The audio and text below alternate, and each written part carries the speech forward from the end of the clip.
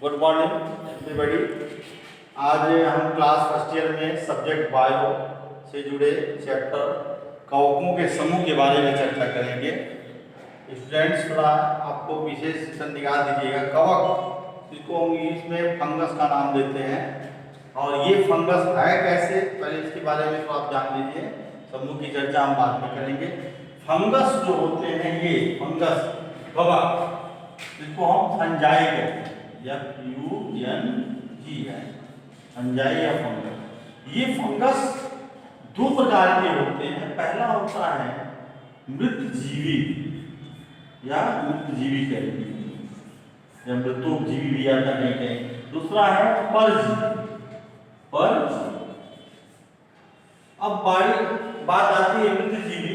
तो मृतजीवी का मतलब ये हुआ कि ऐसे प्लांट जो सड़े गले वर्ज्य पदार्थों पर उग करके उनसे अपना पोषण प्राप्त करते हो, ऐसे जीवों को हम मृतजीवी का नाम देते हैं। तो फंगस में आपको 75% ऐसे फंगस मिलेंगे जो मृतजीवी होंगे।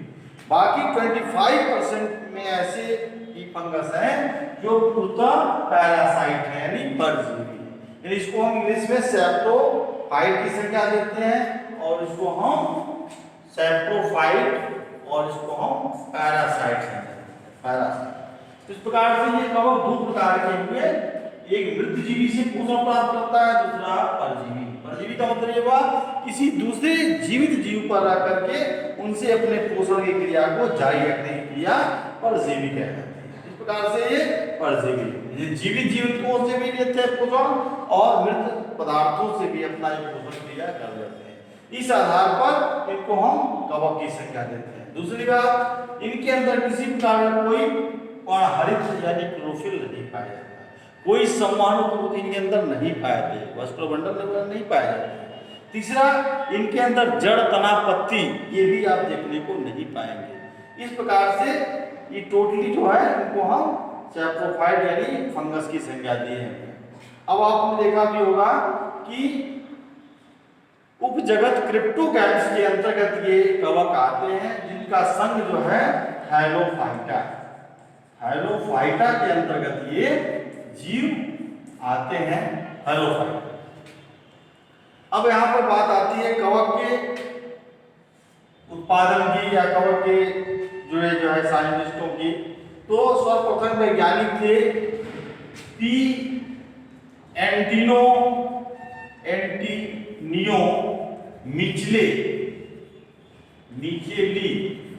कहता है।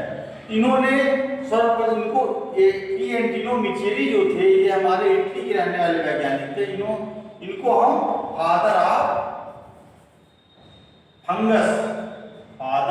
फंगस की संज्ञा देते हैं, फाइटोलॉजी कह सकते हैं, फादर ऑफ माइक्रोस्कोप। इसके कहने का ये लीजिएगा, इस जिस विज्ञान के तहत इसका अध्ययन करते हैं इसको हम माइकोलॉजी कहते हैं। इसको हम फादर ऑफ माइकोलॉजी की संज्ञा दे सकते हैं, पी एंटिनो मिचेली। दूसरे वैज्ञानिक जो थे ईजे बटलर BUT। ये क्या थे? ये हमारे भारतीय कवक विज्ञान के जन्मदाता माने जाते हैं, ईजे बटलर। इन लोगों को पैथोलॉजिस्ट भी संज्ञा देते हैं। कवकों से जुड़ा जो है रोग जो होता है वो पैथोलॉजी में आता है। तो जैसे प्लांट वगैरह जो इन्फेक्ट हो जाते हैं, तो कहने का मतलब ये वैज्ञानिक ये बटलर जो हमारे इंडियन साइंटिस्ट थे, और ये जो है फादर ऑफ माइकोलॉजी जो पी एंटिनो मिचेली की जो बात करने के, ये इटली के निवासी थे, इटली वैज्ञानिक थे। इनको फादर ऑफ माइकोलॉजिस्ट की संज्ञा देते हैं, और इनको हम फादर ऑफ इंडियन माइकोलॉजी की संज्ञा देते हैं। इस प्रकार से बना दीजिएगा। ये फंगस मृतजीवी और परजीवी दोनों प्रकार के होते हैं। अब चर्चा करते हैं इसके समूह के बारे में।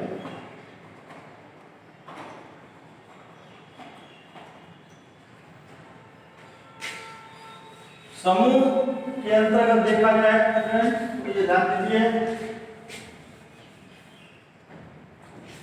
इनको 4 समूहों के अंतर्गत डिवाइड किया गया है। पहला है फाइटोमाइसीटीज,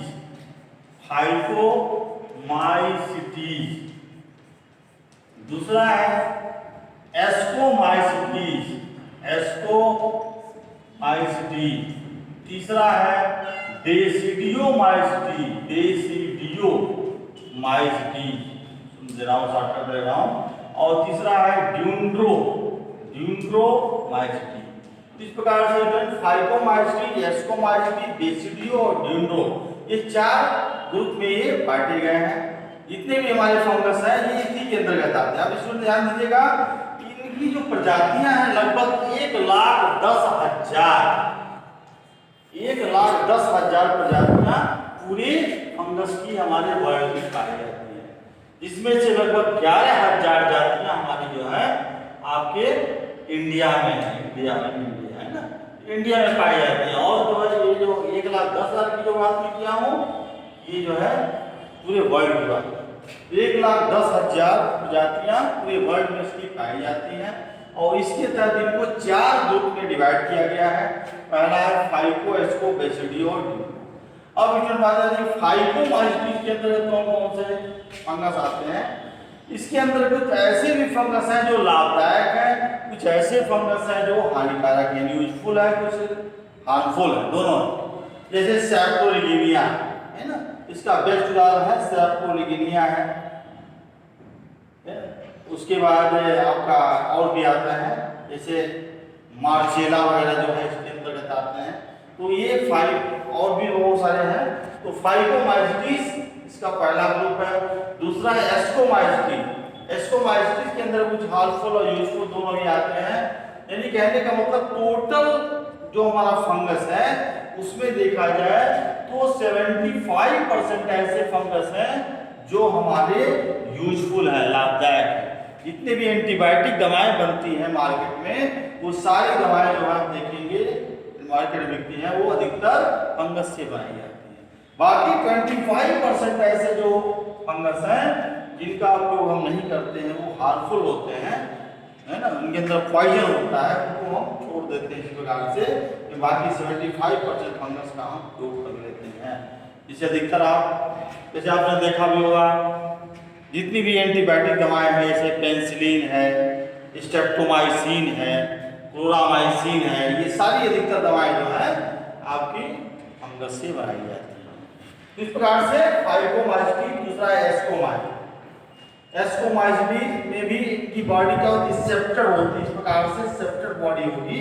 और ये इस रूप से जो है इसके अंदर जो है जैसे एक बार ध्यान दीजिएगा स्टूडेंट, इनके अंदर जो जन्म की क्रिया होती है, जन्म का मतलब ये रिप्रोडक्शन होता है, वो बीजाणुओं के द्वारा ही होता है, बीजाणु। तो बीजाणुओं के द्वारा रिप्रोडक्शन होता है। और ये रिप्रोडक्शन क्या है, एसेक्सुअल भी है, सेक्सुअल भी, लैंगिक भी है, अलैंगिक भी है।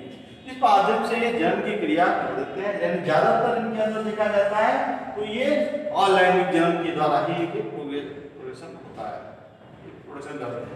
ये दूसरा एस्कोमाइसिटी, जैसे पेजाइया है, फिर आपका देखा जाए तो पेनिसिलियम नोटेटम वगैरह, तो बहुत सारे ऐसे फंगस हैं जो एस्कोमाइसिटी के अंतर्गत आते हैं। बेसिडियोमाइसिटी के अंतर्गत ऐसे फंगस हैं जो देखा जाए तो 60% फंगस जो है हार्मफुल होते हैं, यानी जो पौधों को इन्फेक्टेड करते हैं। जैसे गन्ना है, देखा जाए गेहूं है या बाजरा है, तमाम ऐसी फसलें हैं जिनमें आप देखा होगा बाली जब आ जाती है तो उनकी सतह पर काले काले स्पॉट आ जाते हैं, दाने सही नहीं पड़ते हैं, पत्तियां खराब हो जाती हैं। तो ऐसे में ऐसे इससे जुड़े जो फंगस हैं वो अधिकतर बेसिडियोमाइसिटी के अंदर आते हैं। इसके अंदर जो स्पोर होते हैं इसको बेसिडियो स्पोर का नाम देते हैं, और इसके अंदर जो स्पोर होता है उसको हम एस्कोस्पोर बोलते हैं, जिसके द्वारा इनके अंदर जन्म की क्रिया होती है।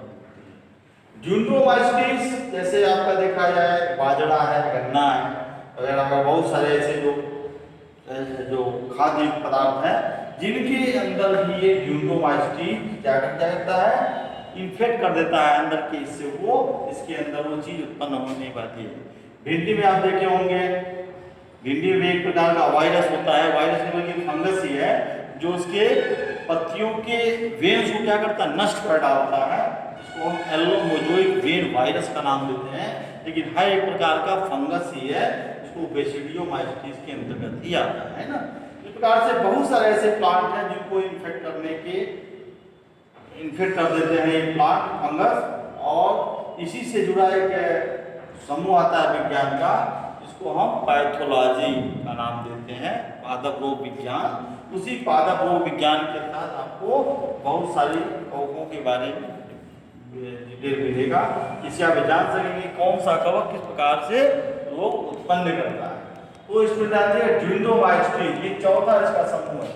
इस प्रकार से ये 4 समूह बनके तैयार होते हैं। इसमें जान लीजिएगा E J Butler, father of mycologist, Indian for Indian, और ये जो है ये एंटोनियो का जो हमने नाम दिया, ये इटली के रहने वाले थे। इस प्रकार से 1,10,000 प्रजातियां पूरे फंगस की पाई जाती हैं, और 1,10,000 में 11,000 लगभग प्रजातियां आपकी इंडिया में हैं। इसमें तमाम ऐसे जो है, जैसे आपने देखा होगा पेंसिलियम, रॉक्टी बर्गाई, पेंसिलियम,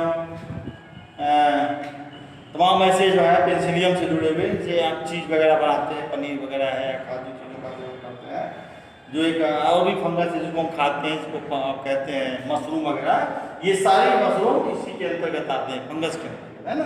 तो कुछ खाद्युक्त भी हैं और कुछ जो हमारे एंटीबायोटिक दवाओं के रूप में प्रयोग किए जाते हैं, और कुछ तो जिनका प्रयोग नहीं करते हैं, वो 25% के रूप में होता है, वो हमारे मिट्टी में उसी प्रकार से रहते हैं। बाकी इसकी चर्चा नेक्स्ट टाइम करेंगे।